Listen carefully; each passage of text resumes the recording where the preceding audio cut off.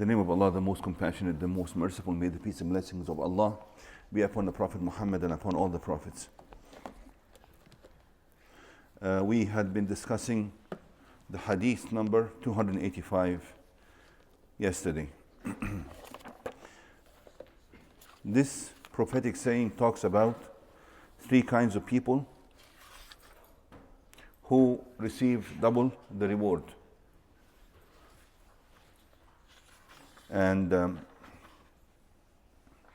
when the Messenger, peace be upon him, said three people will receive double the reward, doesn't mean it's limited to these people.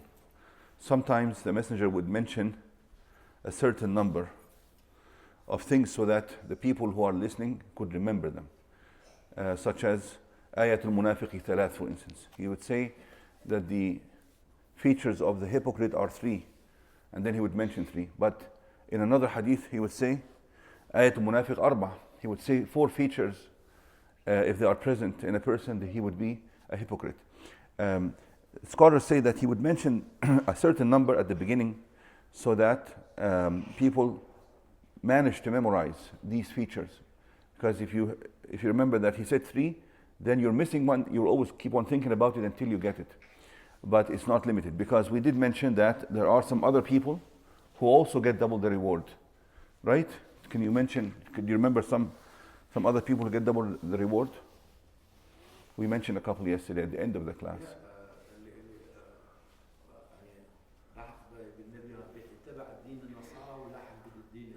But that's in this hadith. I'm talking about other people. Huh?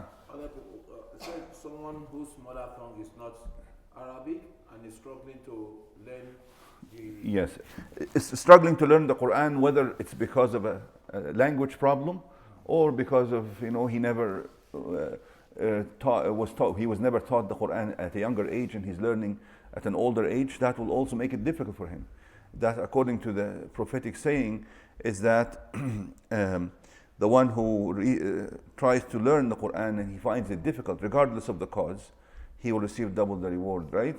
We mentioned also on someone else, if somebody does a good deed that involves more than one intention, and not only more than one intention, but he has achieved two good deeds with the same action, such as when someone gives charity to a relative, he has achieved the reward of the charity and the reward of being good to his kinship, Silatul Rahim, right? We also, I think, mentioned someone else yesterday. The wife who gave her husband the sadaqah? That's the one I just talked about. There's also a hadith in which I think Abu Darda, he couldn't find water, so he did tayammum, the dry ablution, and he prayed. And then he found the water, so he actually did wudu and prayed again. And he mentioned that to the Messenger, peace be upon him, and he says, you get double the reward. He prayed another prayer. Yeah. And Prophet ﷺ did not criticize that. He said you get double the reward. Also, man da'a ila khairin falahu ajruhu wa ajru man amila bih. Whoever calls people to do good things and they do it, he'll get his reward and the reward of others who did the same deed without him diminishing their deeds or their reward, or them diminishing his reward. Now, I did mention here yesterday that with the matter of slavery, that it was prevalent in all communities, including the Arab community when Islam came. If Islam had abolished slavery at once, it could have created a social problem, because there was a big number of slaves in the community and they had no other trade to earn money. So if this happened, then there will be so many people without any kind of job or employment suddenly in the community. And if there was also ladies, then you cannot also guarantee that there will not be prostitution happening in the community. But Islam abolished, didn't totally abolish it, but set down certain rules that would lead to the abolishment of abolition. Is it abolition or abolishment? Abolishment. Abolition or abolition?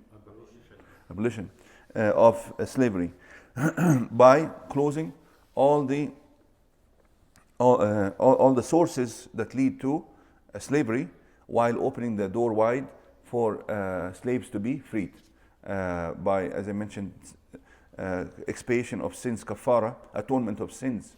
By one of the ways to atone sins is for you to free a slave. Not only that, but if a slave at the time felt that he can be independent, and he told the person, his master at the time, I want to be free, and let's make an agreement between me and you that you set me free, I go and work and pay you until I complete the money that you require for my freedom. والذين يبتغون الكتاب مما ملكت أيمانكم فكاتبوهم إن علمتم فيهم خيرا. If you feel that they can be independent and they can be productive in the community, then and they ask you for freedom with a contract, the commandment is, it's an obligation on the Muslim to free. See, that's another way. So it was basically left up to the slave himself. If he wants his freedom, then he can make that contract.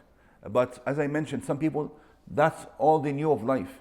They cannot go out in the community to do anything else. They were totally reliant on this lifestyle that they were in, that the people who owned them at the time were responsible for their clothing, their feeding, their shelter, and everything else, and they cannot go out and do anything different. It is also mentioned, not also, it did happen in history that at a certain point, the Ottoman Caliph, the Ottoman ruler, made an agreement with the nations. There was ongoing wars between them and some European nations. So they made an agreement that you don't take slaves if you capture any of our soldiers, and we don't take slaves from you. Because the thing is, when Islam closed all the doors to slavery except the one they had no control of, Muslims had no control of, which is through war. Because other nations fighting the Muslim nation at the time, if they captured Muslims, they would make them slaves. So if the Muslims basically abolished slavery completely, even through that pathway, then what would happen is, when we fall captive in their hands, the Muslims would become slaves. But when they fall captive in our hands, they don't become slaves. So it was like treating people with some kind of... Sorry? A one-sided treaty. Yeah, it will be in a reciprocal fashion. So this is the only pathway to slavery that was still left open, because it is not up to the Muslim community. It is up to the surrounding nations as well. And they would not really abolish slavery. As I mentioned, up until the 1800s, they were still not only acquiring slaves in their community, but they were traveling from the Americas all the way to Africa to capture people, kidnap them, put them in ships, and then a large portion of them would die in the way going to the Americas, North or South America. Many of them, like one time I read the percentage, they were horrific. Like only a small percentage would actually make it, because they would cramp them in the bays of the ship in a very poor hygienic conditions, lack of any, they would keep the water to themselves, of course, and the food, because it's a long trip, and only a small portion. And they knew that. They knew that they will take all these people, and that the majority would die in the way, and the rest will be treated inhumanely wherever they went. While when Islam came, it set clear rules that the people whom still were slaves when Islam came, they need to be treated humanely. Not only that, the hadith says, إخوانكم خوالكم جعلهم الله تحت أيديكم فمن كان أخوه تحت يدي فليطعمهم مما يأكل وليلبسهم مما يلبس ولا تكلفوهم ما يغلبهم فإن كلفتموهم فأعينوهم. The meaning is that those people whom have become slaves under you, they are your brothers. But according to the circumstances that Allah decreed, they have become under your ownership. And then he says, so if someone is your slave or becomes your slave, then you have to feed him from the same food that you eat. You clothe him from the same clothing that you dress or wear. And do not assign difficult tasks to them. If you do, then you have to go down and help them. To the extent that some of the companions, they understood from this hadith, like Ibn Umar, for instance, he would not eat until all the people who were his slaves come and sat down and ate with him at the same table or in the the same banquet or meal, because he says he understood it literally. You have to feed them from what you eat. So he made sure for whenever he ate, they also sat down and eat with them, with him.